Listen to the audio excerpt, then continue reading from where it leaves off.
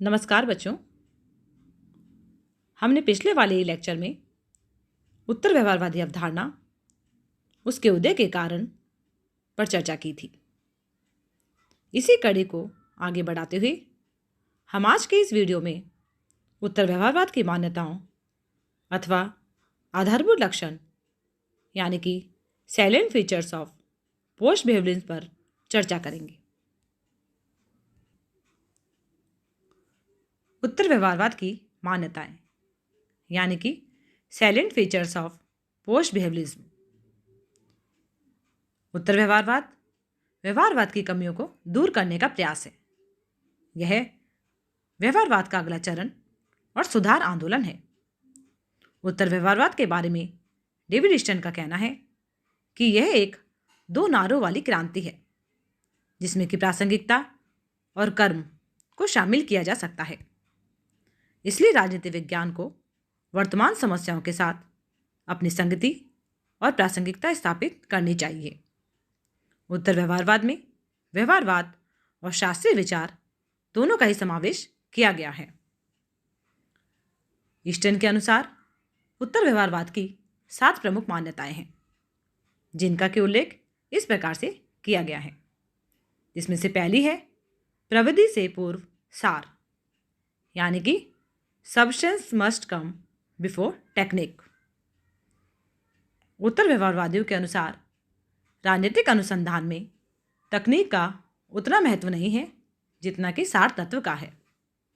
अर्थात यदि तकनीक की दृष्टि से कोई अनुसंधान उच्च कोटि का है परंतु समसामयिक समस्याओं के समाधान में सहायक ना हो तो उससे किनारा कर लेना ही बेहतर होगा। उत्तर व्यवहारवादियों का कहना है कि व्यवहारवादी तकनीक को सार के ऊपर प्रधानता देते हैं।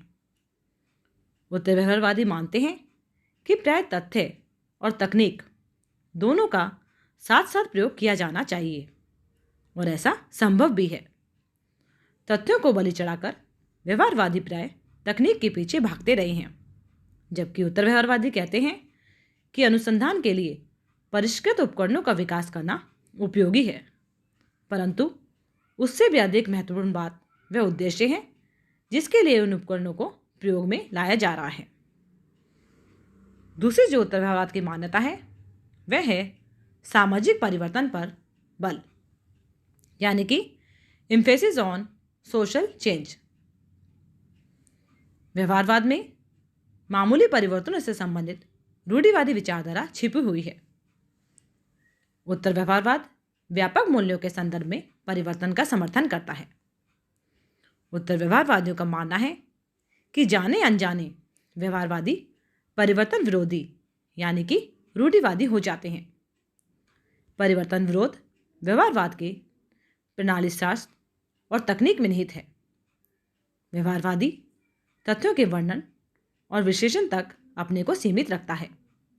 उन तथ्यों के व्यापक संदर्भ को उनकी सामाजिक प्रासंगिकता को समझने की आवश्यकता पर ध्यान नहीं देता। इन सब का परिणाम यह हुआ कि व्यवहारवादी राजनीति विज्ञान ने एक ऐसी सामाजिक रूढ़िवादिता की विचारधारा का रूप ले लिया था जिसमें केवल धीमी गति से होने वाले परिवर्तनों के लिए ही गुंजाइश थी। यानी कि व्यवहारवाद सामाजिक स्थिरता पर बल देता रहा है, अतः उसने अपने ध्यान तथ्यों के विश्लेषण तक सीमित रखा है, परंतु अब सामाजिक परिवर्तनों की ओर मुड़कर इन तथ्यों को व्यापक सामाजिक संदर्भों के साथ जोड़ना चाहिए। तीसरी जो उत्तर व्यवहारवाद की मान्यता है वह है कि समस्याओं के विश्वसनीय निदान की आवश्यकता यानी कि reliable solution of contemporary problems and crisis. उत्तर व्यवहारवाद ने वर्तमान राजनीतिक समस्याओं पर अपना ध्यान केंद्रित किया, जहां व्यवहारवाद ने अमूर्तकरण और विश्लेषण पर ध्यान केंद्रित करते हुए राजनीति के क्रूर यथार्थ की उपेक्षा की। व्यवहारवादी विश्लेषण का लक्ष्य यदि वास्तव में तथ्यों की गहराई तक पहुंचना था तो यह कैसे संभव माना जा सकता था कि राजवैज्ञानिक स्थिति के यथार्थों के प्रति अपनी आंखें सर्वथा बंद रखे।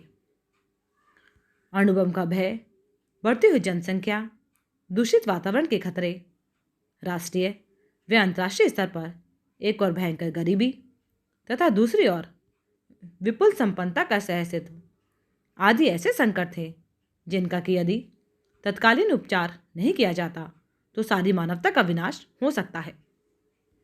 राजनीति शास्त्र का औचित्य उसी स्थिति में सर्वमान्य होगा जबकि समाज में व्याप्त विषमताओं, संघर्षों, आकांक्षाओं, संदर्भों एवं चिंताओं के उचित समाधान किए जाएं।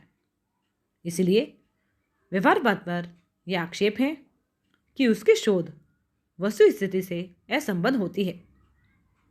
उत्तर व्यवहारवाद का मूल उद्देश्य राजनीति शास्त्र की मदद करना है ताकि इस संकट से बचा जा सके जिससे मानव जाति की वास्तविक आवश्यकताओं को पूरा किया जा सके।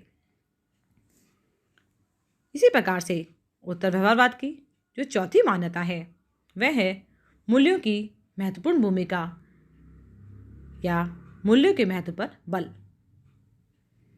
व्यवहारवादियों ने सामाजिक मूल्यों को कम महत्व दिया जबकि उत्तर व्यवहारवादियों का मानना था कि कोई भी ज्ञान, विशेषकर सामाजिक विज्ञान, मूल्यात्मक दृष्टि से न तो तथ्य एवं प्रासंगिक यथार्थताओं से तटस्थ रहा है और न रह ही सकता है।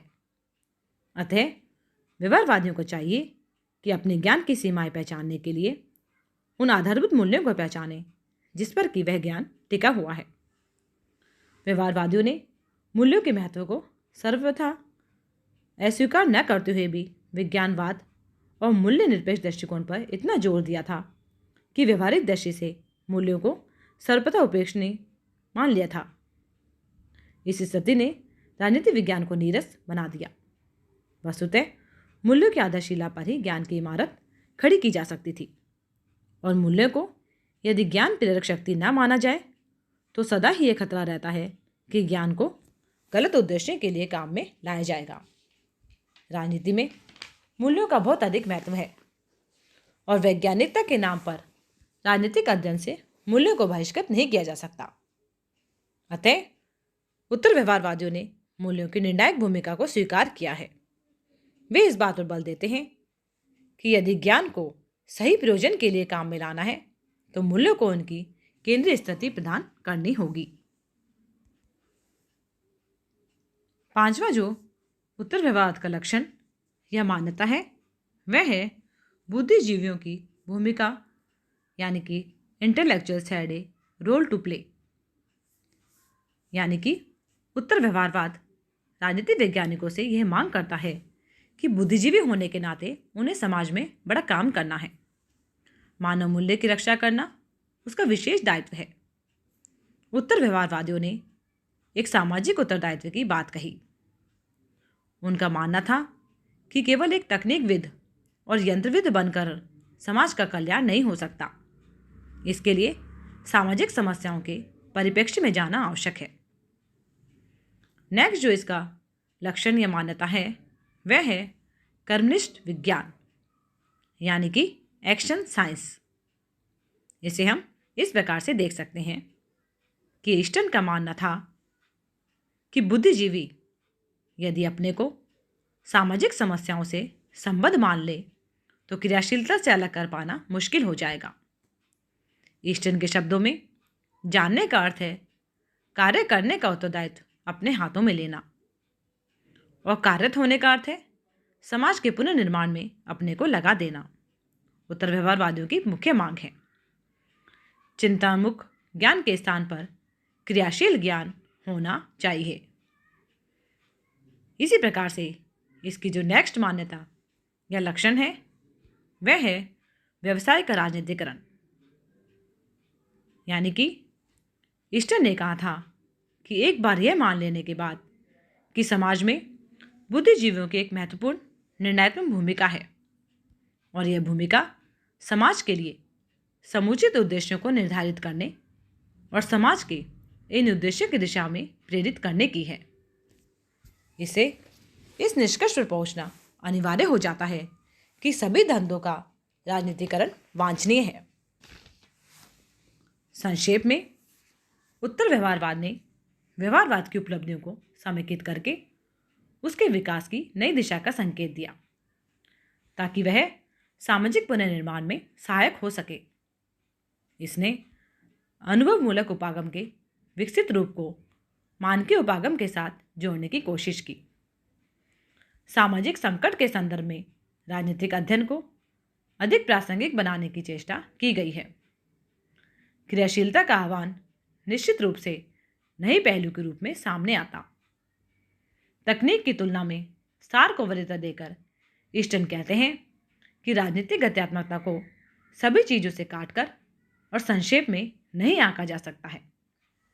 अनिवार्य निर्णयात्मक तत्व है व्यक्ति, उसकी प्राथमिकता और मूल्य। इस प्रकार से हम देखते हैं कि यदि समाज की मांग के अनुसार व्यवहारवाद ने विश्वसनीय ज्ञान की मांग को पूरा किया, तो उत्तर व्यवहारवाद ने कुछ कदम आगे बढ़कर इस ज्ञान को ज्ञान के लिए ही न मानकर सामान्य हित के लिए उपयोग पर ध्यान दिया। धन्यवाद।